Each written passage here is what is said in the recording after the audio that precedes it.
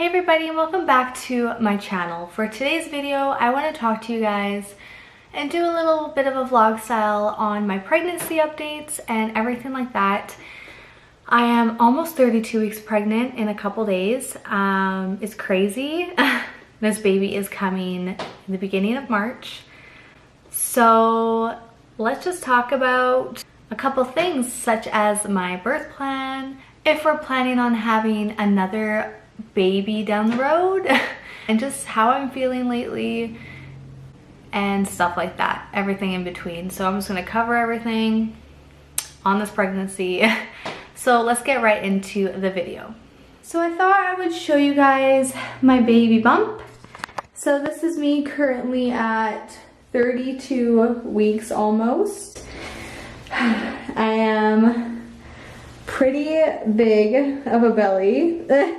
And I'm carrying really low. It's weird, I never really shown my bump on like social media or anything like that on my Instagram, but here it is. So this is my belly. So something I wanted to share with you guys in regards to like my birth plan and if we are going to have more kids after this or not. So let's just talk about it, because I know a few of you are probably curious, especially to know if we are planning on having a fourth child down the road. So let's first talk about my birth plan. So my birth plan has always been C-sections, unfortunately, because I'm not going to go super into detail about my labor experiences and stuff like that in my delivery. I'm going to save that for another video, but basically I try to have an all-natural birth with my first son, and it went horribly and it ended up being an emergency C-section. So the doctors told me I was not allowed to even try to do a natural birth because my birth canal was so narrow. I feel like with Mia, I might have been able to get away with it because she was only 5 pounds and she was a month early. She's crying, hold on. Yeah, someone's awake now. Okay, I'll be right back and I will finish where I left off. All right, so we got a sick baby here. She is super sick, so we have been struggling with sick kids in this house. So where was I? So for our next baby now, we had to do a planned C-section. So doctors picked a date for March 15th. So basically I show up 2 hours early, get prepped, they give me an epidural for the surgery, and I lay there and get cut open and our little baby comes. That's the plan. That's what happened to you. But I'll get into more of detail with C-sections and everything like that, like I said in a different video. But another main question that people ask me all the time, is this our last baby? And I actually signed forms when we went to the doctor's last to have my tubes removed. Now, with that being said, I didn't really think about getting my tubes, my tubes removed, and kind of like the recovery of it and the emotional effects probably in 10 years and hormonally and everything like that. And I've just been doing a lot of thinking from after signing those papers. And I think me and Ryan have come to the conclusion that I'm going to get my tubes clamped, but I'm not going to get them fully removed because as of right now, I did not want a fourth child, and I don't think Ryan wants another baby either. But with that being said, like 10 years from now, a lot can change. Like we could be more financially stable. I could just be, you know, just in a place in my life where we want another baby, and I don't want to have my tubes removed and have that opportunity taken away from us down the road if we want. Like I'm only 23 years old. Usually they don't even like remove the tubes with you being so young, but I think it's because like we have 3 kids already. That is fine and they don't really care. So I'm gonna change that form when I go in on Monday for my next appointment and just have them clamped. And I mean 5-10 years from now, if I do decide that we are completely done, I'll just get them removed, right? I think 2 brothers is enough. I don't want to have another girl because you're my only princess. Oh, I know. You want to be my only princess? So that is the plan. We're going to do C-section March 15th. Just go in there 2 hours early, get it done. I'll probably be in the hospital for 2 days, which sometimes isn't enough time, but I have to come back to the house because either grandpa or grandma is going to have to watch her and Bentley for the whole weekend. And that's going to be hard for me because she's very attached to me right now. So, like, I'm really nervous to be in the hospital and be dealing with recovering and taking care of a new baby, and then her being at home being fussy that I'm not there. But we will get there when we get there, right? So within my pregnancy, I have experienced this thing, especially with Mia as well, is called the sciatic nerve pain. I saw a chiropractor in my last pregnancy and I had to get a belt and everything for this problem, but for this pregnancy I've just been doing stretches and stuff like that. Basically it's just a nerve that can become very sensitive and very compressed and irritated by the weight of your baby or by changes for your posture due to the baby growing and everything like that. Like for me, I'm very petite, so once I get really big, like it's a big problem for my back and down to my sciatic nerve. So it says some symptoms of sciatic pain can include occasional or constant pain in one side of your buttocks or leg. So some nights I will be laying in bed and I will feel like my whole leg will just completely go numb.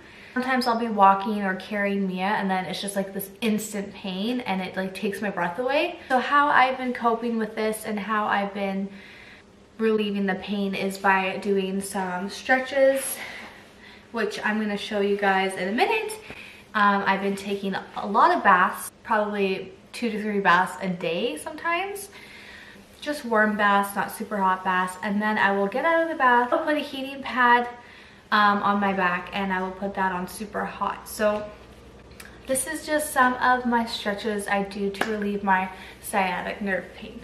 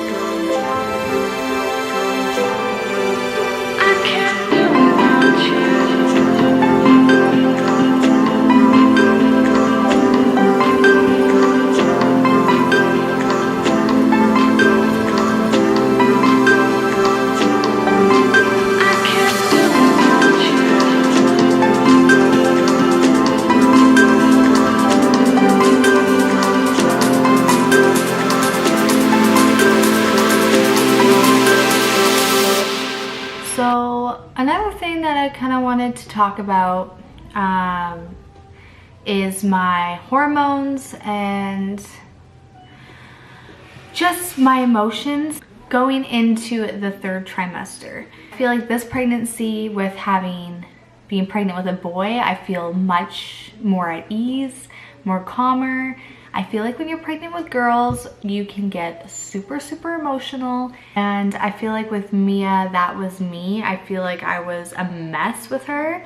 But as I'm going into almost 32 weeks, and I have been feeling super off, super low, just not really myself, I guess. And it really sucks because it takes away from my relationship with Ryan, it takes away from my relationship with my kids and stuff like that, but it's just something that you can't necessarily control. The minute I will be feeling super happy and the next I'll be feeling super lost and super upset and grumpy.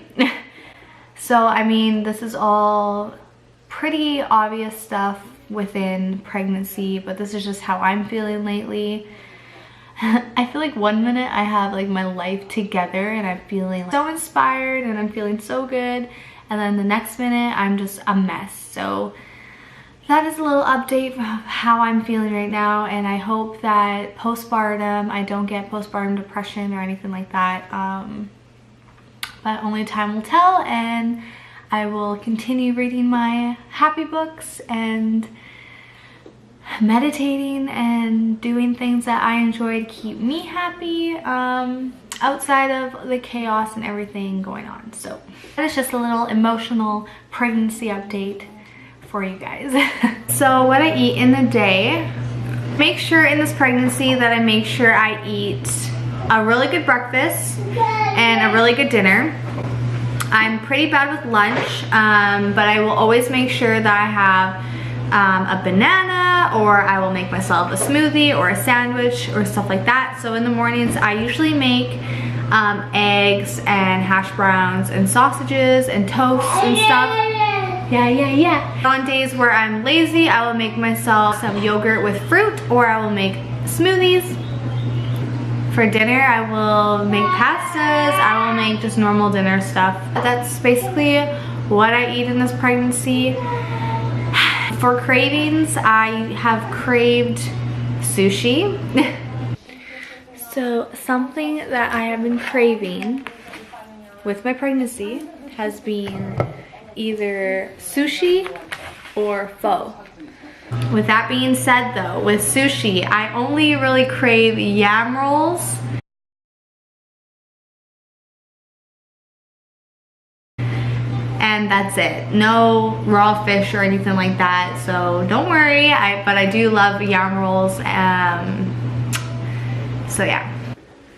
Okay, so basically the last thing that I want to talk to you guys about and share with you guys is basically about my blood type and stuff that I need to do for my blood type.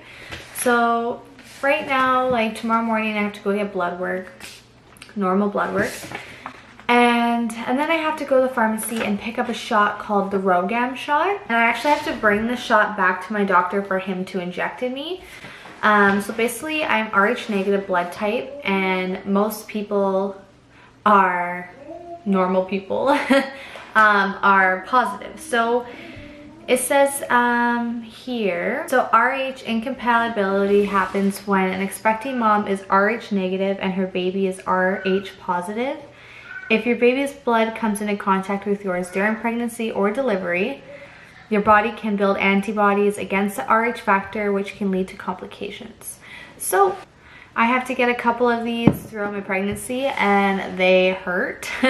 They suck, and I'm not excited to do that on Monday when I see the doctor. And basically my doctor's appointments now are every 2 weeks, so you know, lots of fun there. So that is just something that not a lot of moms have to deal with, but I guess I'm just a rare breed like my doctor says, so joys. So I hope you guys enjoyed my pregnancy update, and if you guys are expecting as well, congratulations. Don't forget to subscribe to my channel if you guys haven't already, as there's a lot more family videos and baby videos coming up. But until then, I will see you guys in my next video. Thanks for watching.